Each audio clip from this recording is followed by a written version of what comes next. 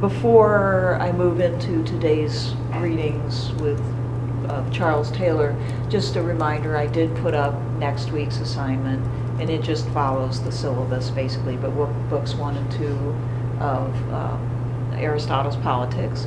And then I selected pages 90 to 99 in the Taylor book for next Friday, because it talks about how Aristotle's ideas were taken up by Thomas Aquinas, and that's something else that we will be getting to later on in this course, so it'll help you understand how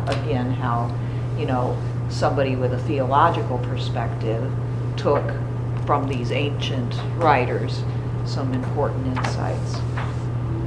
Okay, but for today, let's see if I can get this off the screen. I guess I'll turn the light down a bit. Made another one of these, and I put it up online so that you can refer back to it. The reason why I'm trying to do a PowerPoint for these is because Taylor does use language that is a bit, complex or technical, and so having something to look at, I think, helps. It helped me organize my thoughts. Where's my mouse? Okay.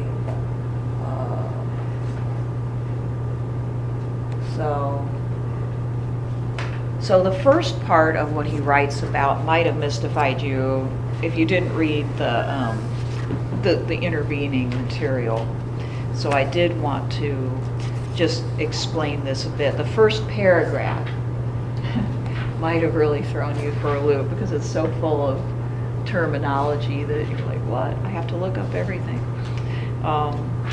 He says it's obvious that time in this world of reversal and anti-structure, which is something he's discussed in the previous section, can't be the homogeneous empty time which Benjamin makes central to modernity.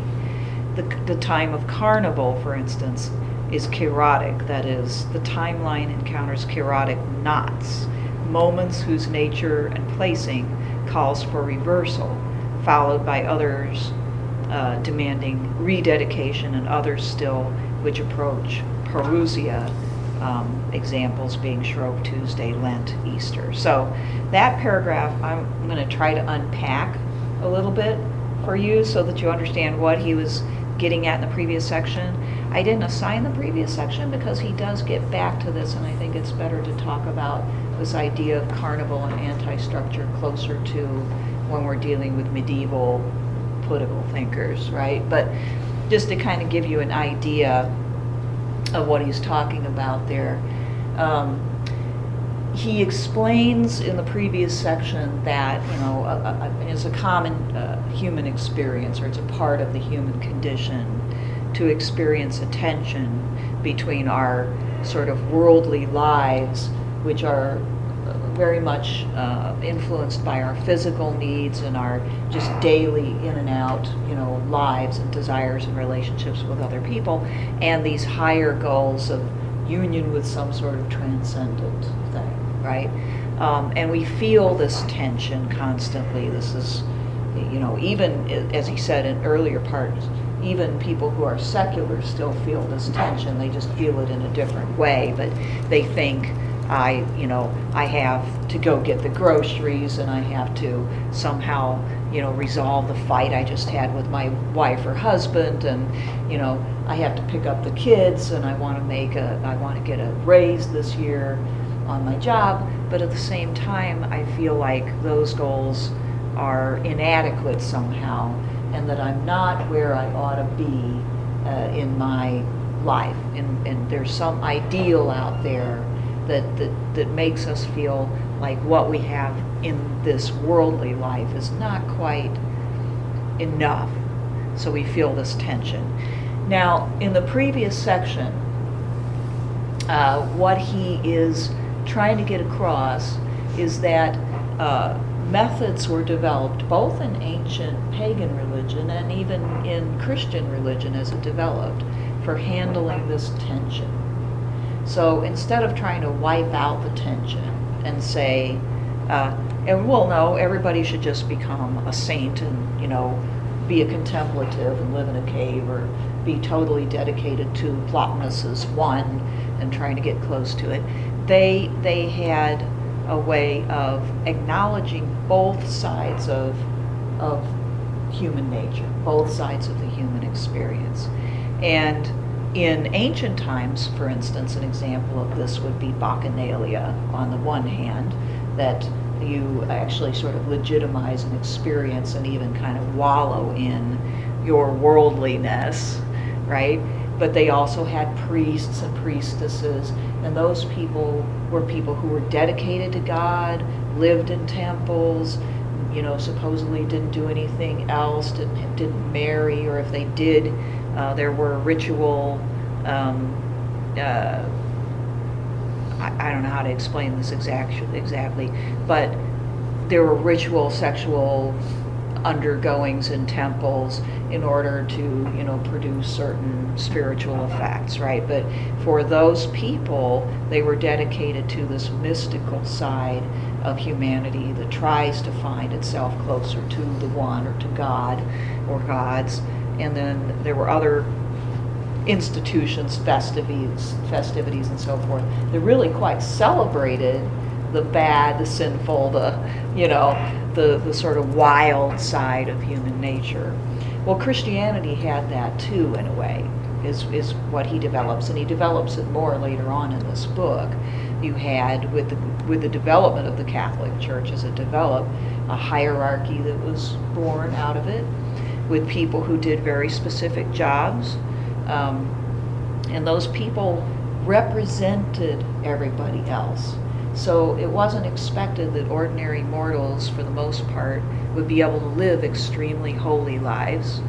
What they couldn't do, they might go to church, they might pray, but they might live rather unholy lives in a lot of ways. But they knew that the Pope, the church hierarchy, the priests, the nuns, the monks, were there kind of representing them and filling that role for them, and praying for them, and in a way taking care of those duties, which they then could apply to themselves through their support for these people. Does that make sense? Okay, it's kind of like a how do I put it?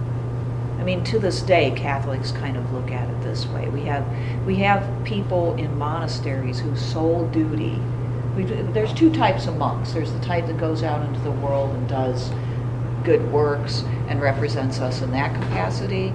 And then there's the type of monk that just stays in the monastery. Some of them don't even speak, they're silent. They pray all the time. Their entire lives are dedicated to praying for people. And this is an intensity of dedication that we aren't expected to, but we are expected to support them, because they do that job for us, right? And on the other hand, there were times within the year when there would be these festivals where relative moral chaos would occur, okay? Very little glimpses into this would be sort of like maybe last vestiges of this past would be the festival of Mardi Gras in New Orleans, right? Or Halloween is another one that he mentions. It's really not Christian in the way that people celebrate it anyway, and it really kind of dabbles a little bit in the even in the dark side of things, which is why some Christians today don't even want to acknowledge Halloween, because it seems to be, tempting people in the other direction, right? But Taylor really wants to make a big deal out of sort of the psychological functionality of this, that it acknowledges the fact that most people, normal people, aren't capable of sanctity. And on the other hand, by giving them periods of time when they can fully revel in their, more, animalistic side, then that gives them a release valve for it, which actually in the long run helps contain it in a healthier way and get it out of their system so that they can return to some sort of, maybe lower level of holiness, but at least the attempt at it. Let's see, he describes this pretty well on page 45. down at the bottom, when he says, another way in which this feature of equilibrium in tension emerges in this society, and he's referring to the medieval society, medieval Europe, became evident in carnival and similar festivities such as feasts of misrule or boy bishops and the like. Okay, these were periods like where somebody else would become bishop for a day or prince for a day or be in charge of the feast even though they were just a commoner. King or queen for a day even was practiced, right? These were periods in which the ordinary order of things was inverted or the world was turned upside down. For a while, there was a ludic interval in which people played out a condition of reversal of the usual order. Boys wore the mitre, or fools were made kings for a day. That was ordinarily revered, which was mocked, and people permitted themselves various forms of license, not just sexually, but also in close to violent acts and the like. The festivals are fascinating because their human meaning was at once very powerfully felt in them. People threw themselves into these feasts with gusto, and yet always enigmatic. The enigma is particularly strong for us moderns in that the festivals were not putting forward as an alternative to the established order in anything like the sense we understand in modern politics, that is, presenting an anti-theoretical order of things which might replace the prevailing dispensation. The mockery was enframed by an understanding that betters, superiors, virtue, ecclesial charisma, etc. ought to rule. The humor was in that sense not ultimately serious. Okay? So can you kind of at least, I mean, before I read this book, I didn't realize how prevalent this practice even was in medieval Christendom. But apparently it was. And so can you understand the role that he's saying it played? You know, it's, in a way, it's better to do it this way, to realize that these are circumscribed periods of time when you can kind of blow off steam. But in circumscribing them, you're also acknowledging the fact that the larger framework that the church is still controlling is the real and more valid one, so it kind of keeps it all. And if you didn't have that, supposedly people might just get out of control. So it was a method of channeling and kind of venting. Okay. Other than Mardi Gras and, I don't know, Halloween, is there anything like that that is somewhat similar in our world today? Might not be so much circumscribed by the church, but are there periods of time when licenses? Okay, St. Patrick's Day, yeah. Or Fake Patty's Day here, right? Yeah. Even more so. St. Patrick's Day's been turned into a drinking occasion, even before St. Patty's Day, way before. Yep. Anything else? Maybe, well, I don't know, maybe Dia de los Muertos in Mexico. Okay, yeah. To a certain extent, it's got a festival atmosphere to it, which is, it's somewhat, at least in remotely, it was kind of like Halloween, wasn't it? I mean, we've turned our Halloween It's kind into, of like Memorial Day for us. okay. Only they remember everyone. Yeah. Uh-huh. Yeah, I don't know. I think that they really, they have a view and culture around death in that sense that we don't jive with. But I'm not sure if it's a very licentious holiday. It's a lot of like joy and a lot of reverence in it. I don't think people really do a whole lot of drinking or anything. Okay. They make lots of food, but they just kind of leave it out, and I think they might throw it away the day after. It's like an offering to the dead. It looks like Halloween, but it's completely different, like eating. Okay. So that wouldn't quite qualify. The maybe. skull imagery and the flashing colors Uh-huh. it has a completely different meaning than evoking like All Hallows Eve. the whimsical features that they ascribe to some of their colossus are like there's skeleton dolls. I've seen pictures of Are that. like very different from Halloween. Even we tend to get like super gory or edgy or what have you. Whereas they kind of take death in a far more whimsical manner, which they're trying to make light of it, but almost just makes it even worse than super gory and edgy. Kind of creepy. Yeah.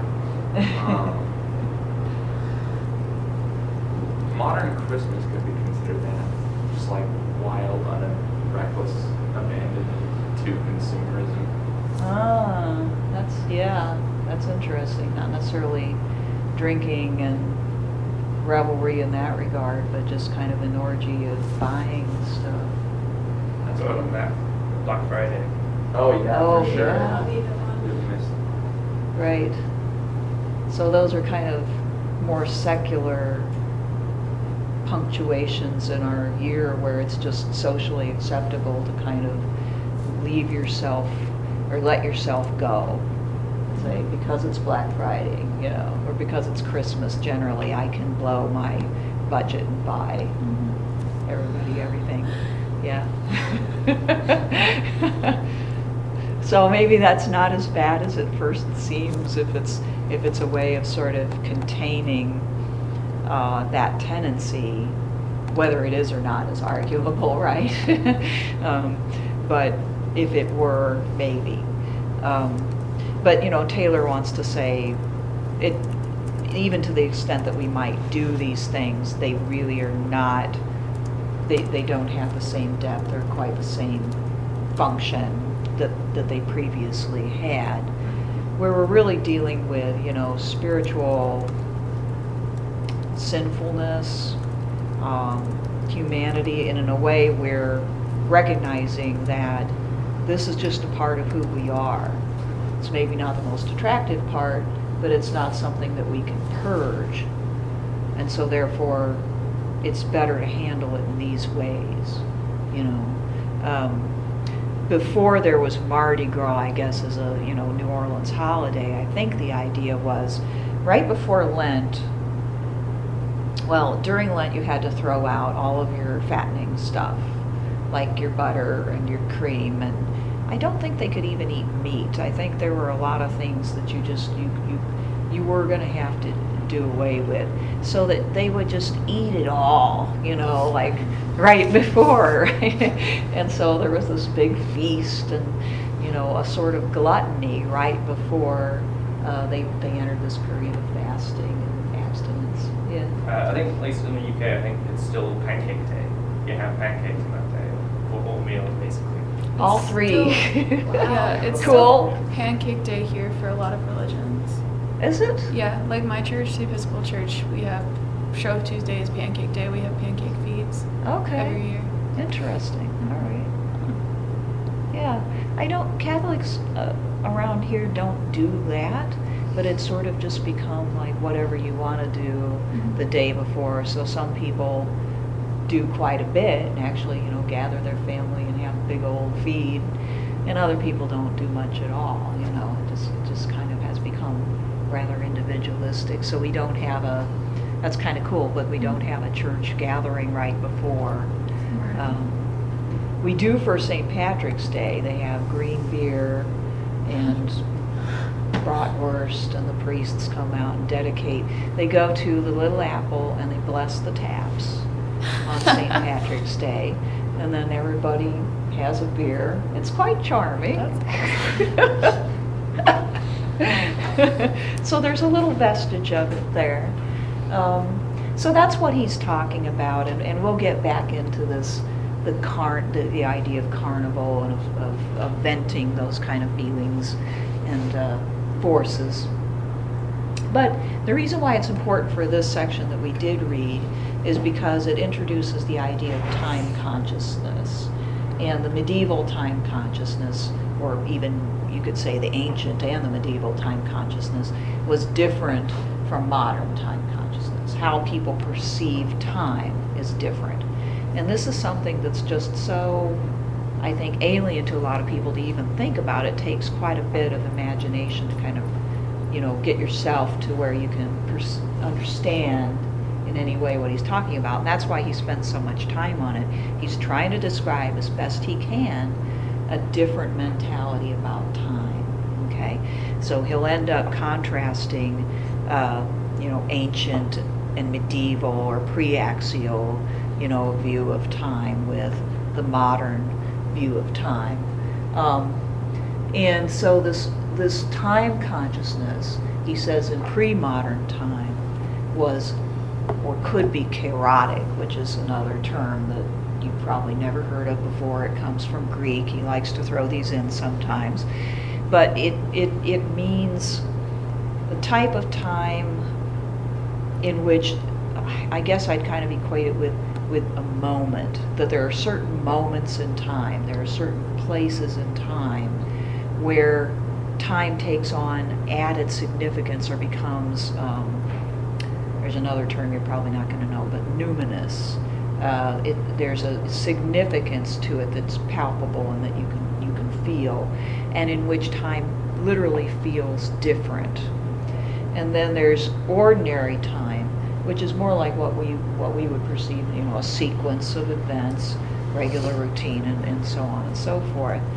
But in the pre-modern way of looking at time, ordinary time was punctuated by these moments, okay, of higher time. And these moments might include carnival.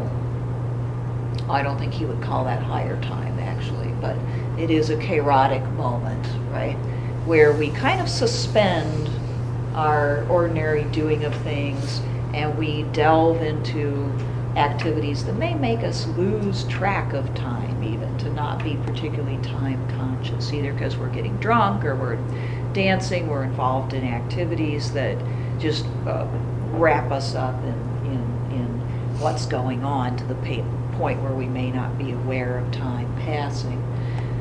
Rededication, rituals and ceremonies are another type of punctuation in time or moment in time, when people would, through ceremony, try to recreate higher time. I mean, an obvious example would be in the Mass during the words of institution and the Eucharist, which sort of opened the door in their minds to the eternity, right? But in our world today, I mean, to use a very mundane example, why do people like rededicate themselves to their marriage? Do they really need to do that? But they do it to sort of go and feel that commitment again, which is a particular higher point that hopefully will draw them up into that goal of fidelity again. Okay? And of course, parousia is another term he uses, which means something that moves you towards, gets you to that eternal. So actually the Eucharist example would be kind of like that too. But there are certain holidays or points in the year, like Easter, where there's just this almost recreation or re-experiencing of something that happened long ago, but is now in some way happening again. And so that's not anything like what, the scientist of today would think of as time. The idea that during this particular day, in a way, in the case of Easter, Christ is crucified again, and you go through this whole, reenactment. In fact, many of them did, and sometimes still do, reenactments of the entire thing. So that people, in a way, are there at that moment in time. And this is the way they were perceiving it, right? So anyway, so these this is what he means by chaotic time that they experienced, and that many people in the modern world do not. Okay? So he introduces this idea of secular or ordinary time versus higher time. And he's talking still about the past, that for them, there was ordinary or secular time. Ordinary in this case comes from ordinal, meaning one day after the other, okay? And then there's these moments of higher time. And you may remember in our first discussion, when I referred to secular one, that's what I was referring to. That the only idea of secularity from that past would have been seculum in the sense of world or eon. You know, what goes on most of the time is time passing. And people live in that, but they also live in that in the context of these higher moments, holidays, special festivals, special ceremonies, that even as you're living in ordinary time, there's always one of those around the bend, right? So there's never a point where you're completely separated from that higher meaning. You're in your mind, it's always the time between, say, Christmas and Easter, or the time, you know, of Lent is approaching, so we need to be thinking about that, etc. Okay. He uses this description that higher times are gathered, assembled, reordered, punctuated, profane, and ordinary times, right? So they gather. Let me look at the entire quote here to get the context of that. Oh, this is on page 54 again.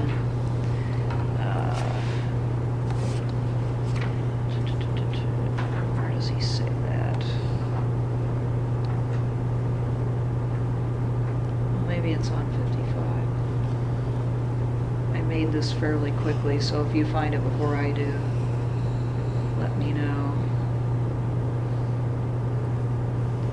Why are these higher times? I'm not going to be able to find it. But I like this idea. Oh wait, no, sorry. It's like the fourth paragraph down in section 5. He says, what did higher times do? One might say they gathered, assembled, reordered, punctuated. They punctuated profane and ordinary time. So that kind of sums up what he is trying to say there. Okay. Is any of this like? I should ask, as far as it's been described so far, does this sound really foreign? Like, did you have a hard time kind of getting your head back into this way of thinking about time? I think I've never thought about it that way, time ever. Yeah. Yeah. I think the first time that I ever really deeply considered the concept of a time other than modern physical scientific understanding of time is I recently watched a movie called Arrival, and these aliens visit Earth in like a non-linear system of time. But yeah, it was quite an experience trying to figure out what the heck he meant. Yeah. In addition to the whole ongoing carnival or something. But Right. Sorry about that. oh, it's fine. But yeah. I think that's really interesting. And like I at first was like, what's he talking about? No way that anyone could have ever thought like that. And then I'm like, well, what's my evidence? My evidence is that me and the people around me don't think like that, but this is entirely my culture. So maybe they did. Right. Yeah, I mean, there's still vestiges of that today, if you can kind of, find them. But it is really foreign. I liked your use of the term linear. I think that's how we think of time for the most part now. It makes sense, it's logical, it's kind of hard to get around the fact that in reality it does seem to be that way, although maybe physicists, you would know more about this than I would, but physicists may be questioning whether that's a reality or not at the higher level of physical theory. Yeah. Or whether there's even such a thing as time. That time may only exist because change exists in the physical world. So time may be relative only to the fact that there's physical change, stuff like that. It's best to ignore quantum mechanics. It just makes it more complicated. Yeah, right, because in that, simultaneity can actually exist at that level, which is kind of interesting. Atoms can change into something else just because random chance. and be connected over vast stretches of space, apparently. I mean, it's just mind-boggling. So maybe the more that we learn about that, the more we'll realize our notion of time, even from the scientific perspective, is not like totally accurate. But we're talking here about almost like, this might be a little bit of a pejorative term, and I don't want to imply that, but kind of a magical thinking about time, in which you experience time at a deeper level, because through these periods of time you're reconnecting up with the eternal, or attempting to, or you're purposely moving away from the eternal, which is still in a way connecting with the eternal by acknowledging it. And he explains how the medieval understanding of Plato and Aristotle and the Neoplatonists all kind of, in a way, helped bring about this notion of time, that we have these eternal ideas, we have this place that human minds can grasp, but where we don't live a lot of the time. And so even in the ancient mind there was this difference, this tension that they worked out some way of dealing with.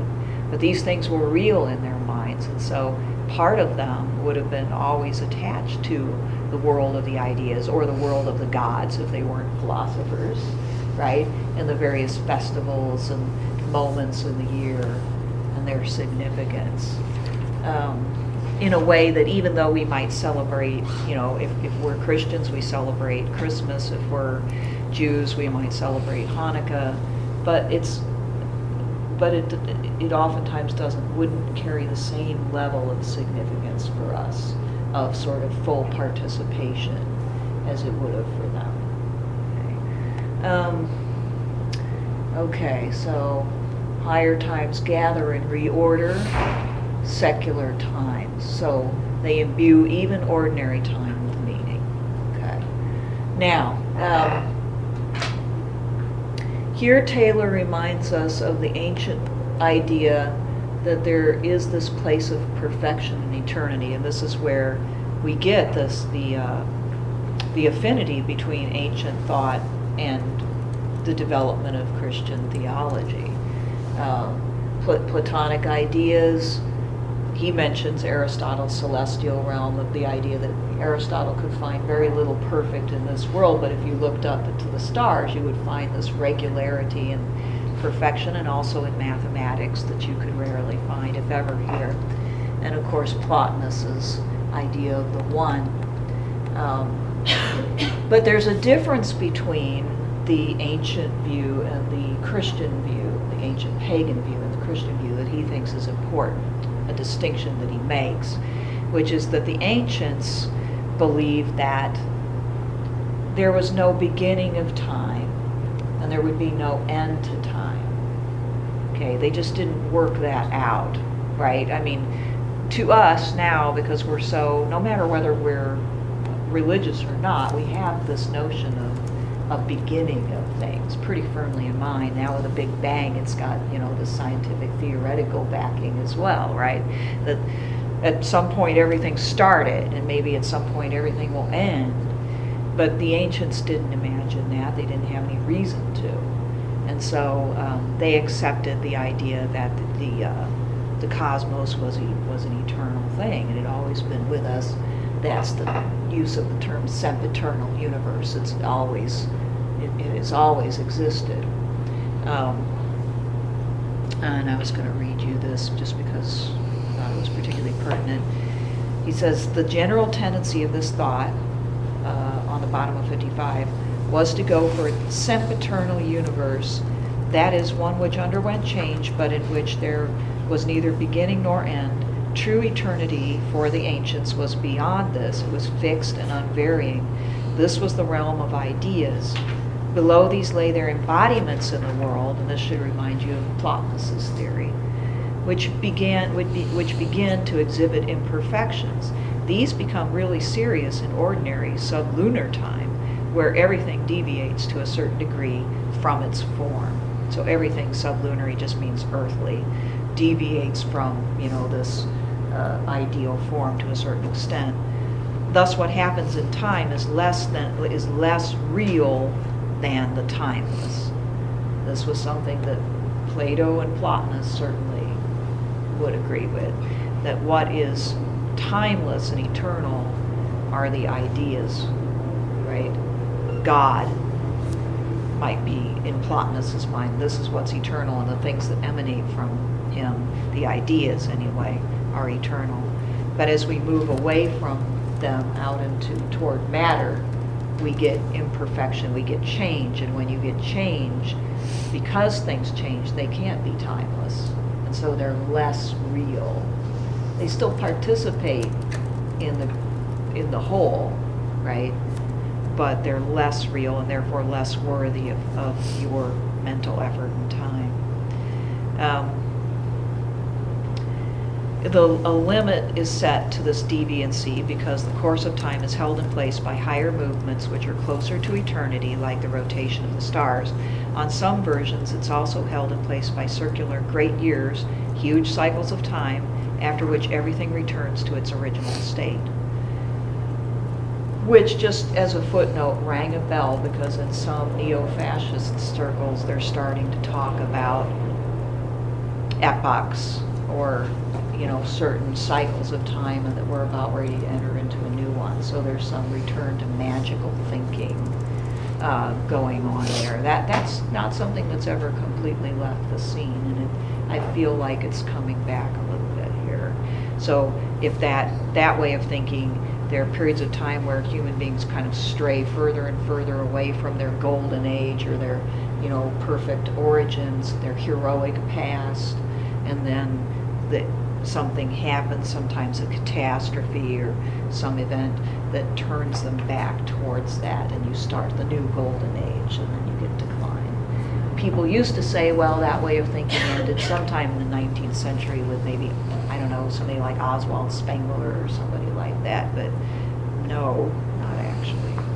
So, but in this case, it would be more like a medieval Christian might think the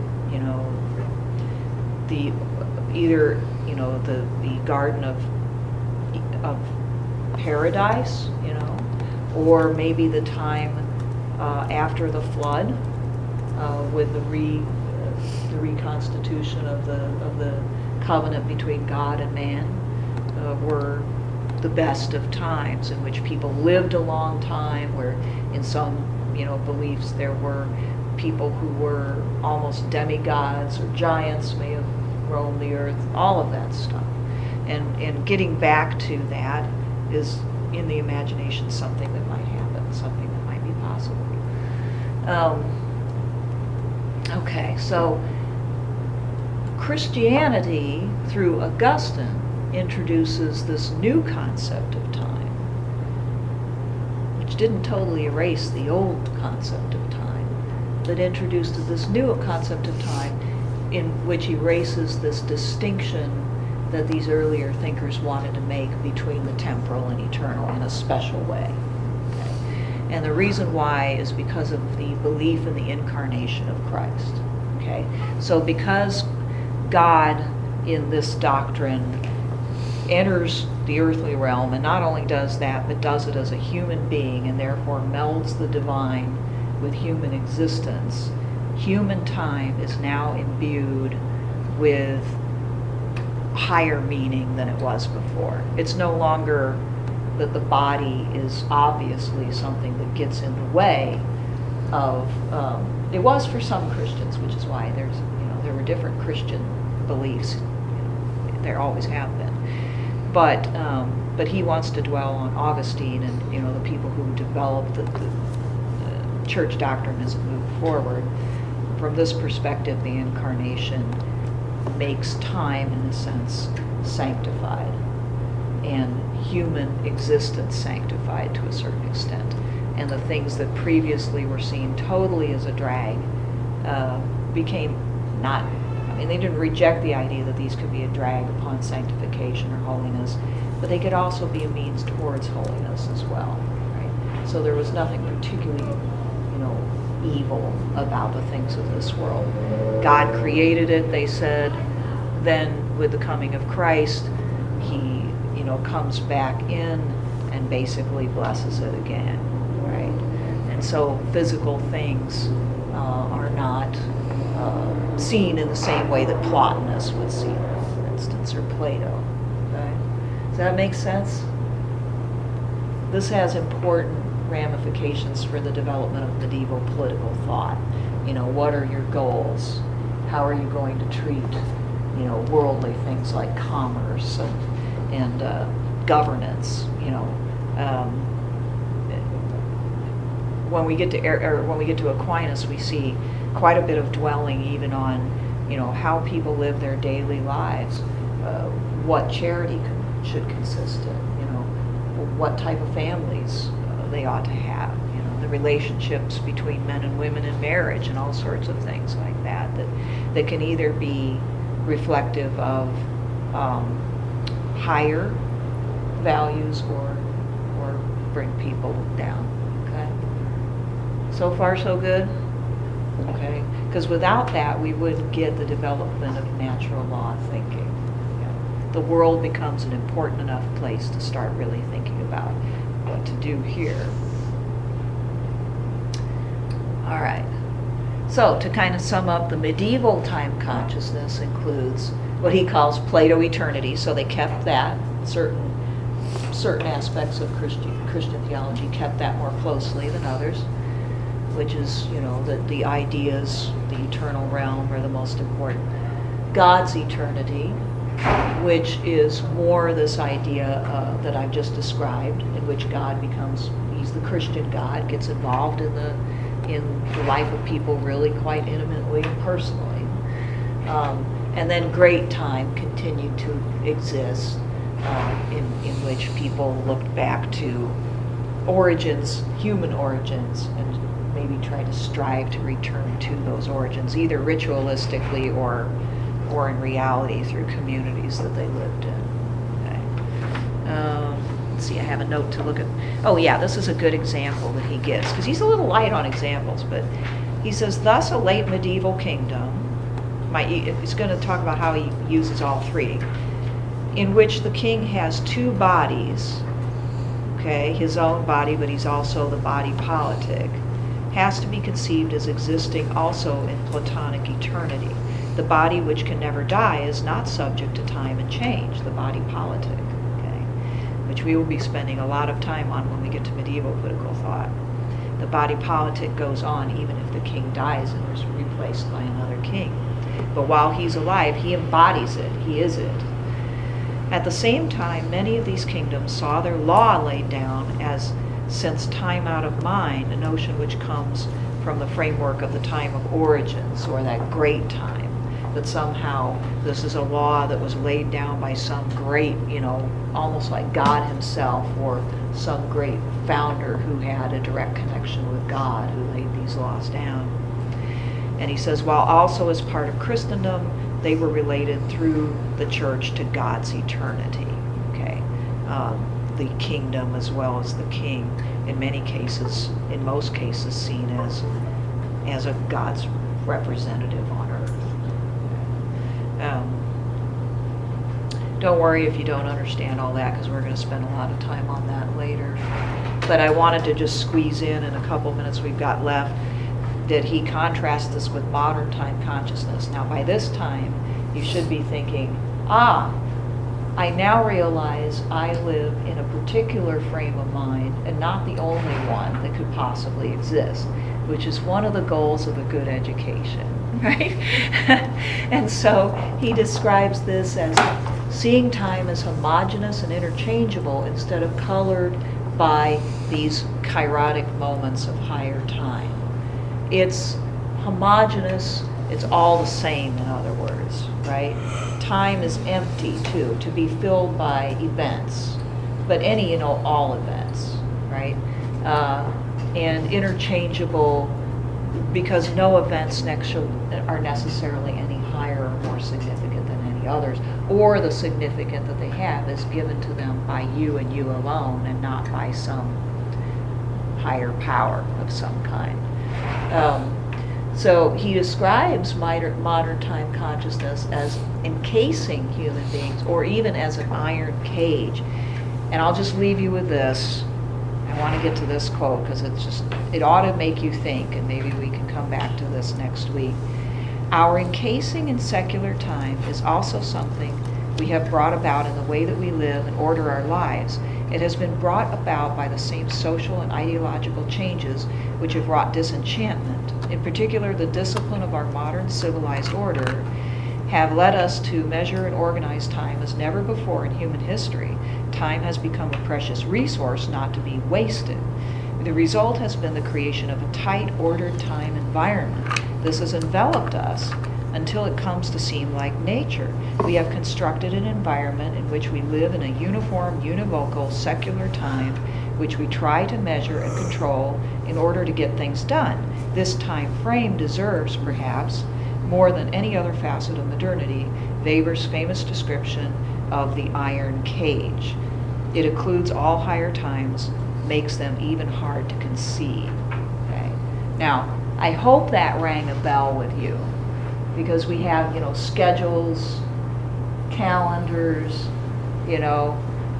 we think in terms of productivity, time is money, time can be wasted, sitting in some sort of state of contemplation or ecstasy, or even participating in carnival for those of us who are really uptight is is just a waste of time. This is not the way people have always been. Okay, so I'll just leave you with that, and maybe we'll come back to that next time. So, all right, thank you.